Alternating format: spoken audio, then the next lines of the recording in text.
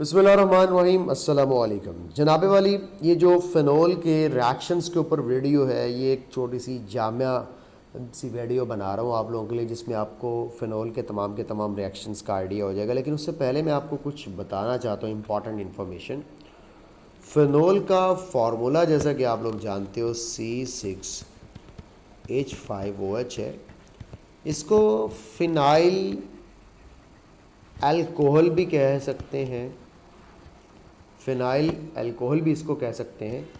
इसी phenyl alcohol के साथ इसका एक और नाम भी है, जिसको हम लोग हाइड्रोक्सी बेंजीन के नाम से भी जान सकते हैं। हाइड्रोक्सी बेंजीन, ठीक होगा बेटा, हाइड्रोक्सी बेंजीन, ठीक है। इसके अलावा मैंने इसको कार्बोलिक एसिड के नाम से भी जाना हुआ है, आपको पता ही है, भी कार्बोलिक एसिड भी कहते हैं फिनोल को, ठीक है। और ये हमारे पास जो है वो phenyl alcohol, hydroxy benzene, carbolic acid, इन सारे नामों से जानी जाती है। फिनोल एरोमेटिक कंपाउंड है विच कंटेन वन और मोर OH group directly attach with the carbon of the benzene ring, ठीक है। लेकिन जनरली एक OH ग्रुप को प्रेफर किया जाता है। The simplest member of phenol family is called carbolic acid और सिंपली द फिनोल।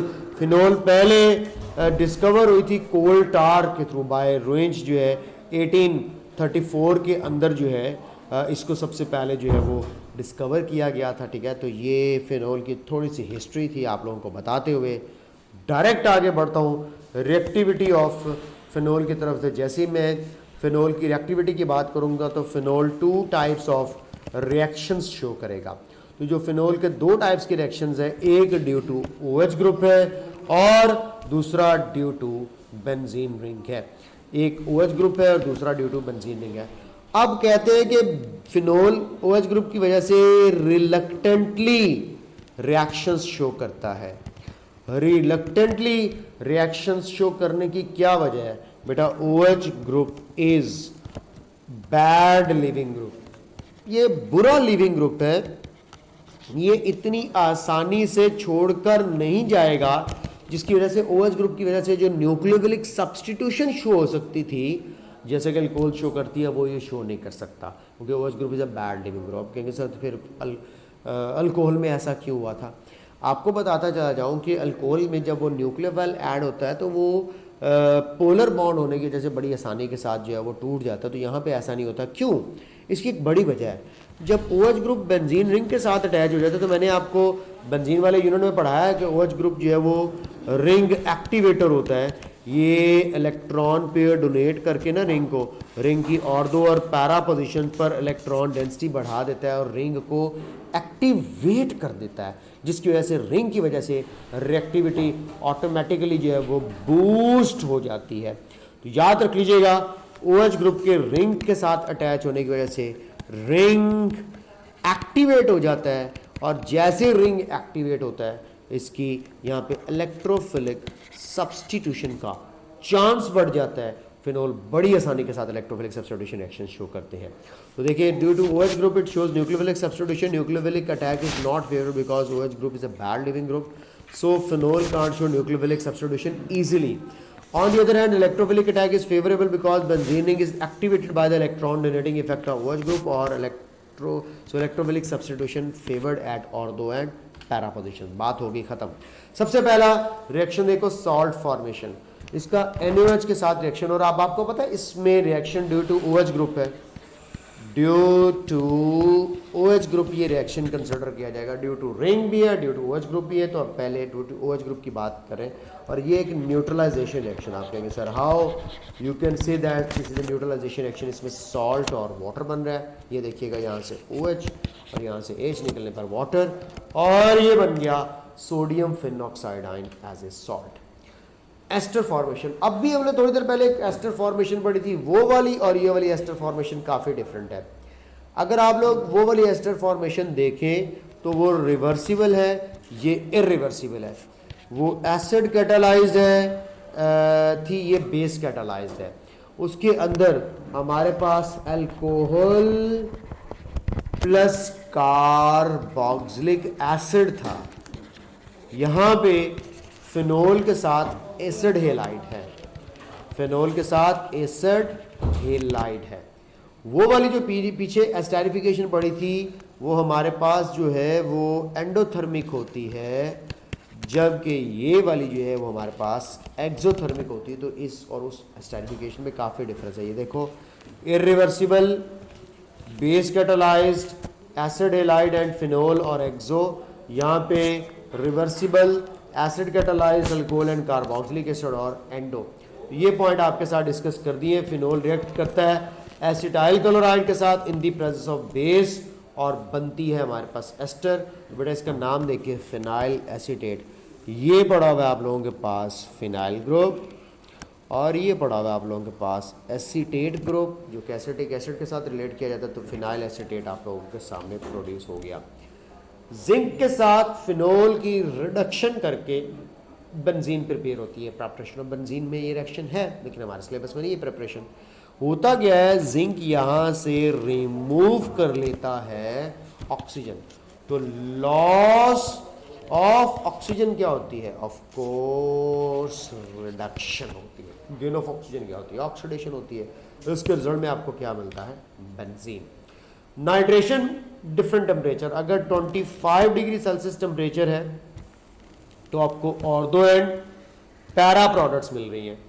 अगर यही रिएक्शन मैं करवाता हूँ और टेम्परेचर कर देता हूँ 55 डिग्री सेल्सियस के राउंड अबाउट, तो मुझे OH ग्रुप के साथ यहाँ पे नाइट्रो पोजीशन ऑर्थो, ठीक हो गया बेटे, और इन द मीन वाइल आपको पैरा पोजीशन भी ऑक्यूपाइड दिखेगी।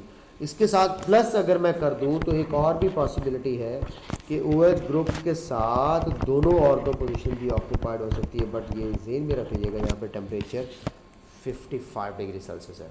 तो 25 पर या तो ऑर्थो बनेगी या पैरा, 55 पर आपको ऑर्थो पैरा दोनों मिलेगी।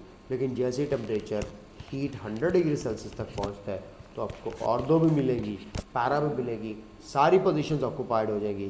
तो 2,4,6 ट्राई नाइट्रोफिनोल, जिसको पिक्रिक एसिड कहते हैं, झूठा एसिड भी कहते हैं, कि एसिड नाम के साथ पड़ा हुआ है लेकिन एज एन एसिड जो है वो एज सच एक्ट नहीं कर रहा।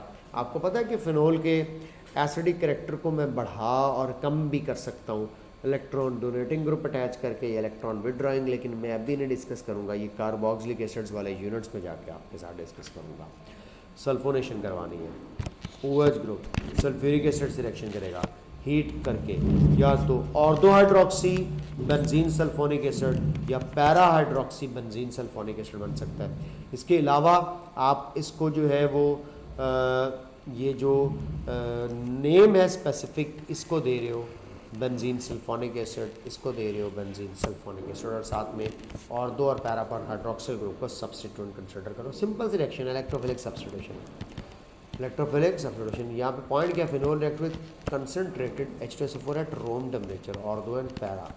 लेकिन यहाँ पे ये जो हीट का साइन है ये इंडिकेट कर रहा है कि आपने रिएक्शन को विगरस और फास्ट बनाने के लिए यहाँ पे हीट किया, अदरवाइज ये रूम टेम्परेचर पर भी रिएक्शन हो जाता है।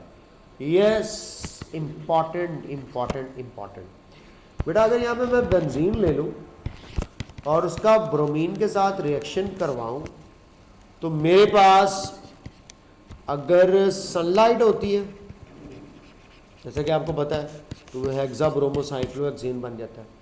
और अगर FeCl3 या FeBr3 होता तो फिर मुझे पता है कि ब्रोमोबेंजीन बनेगा।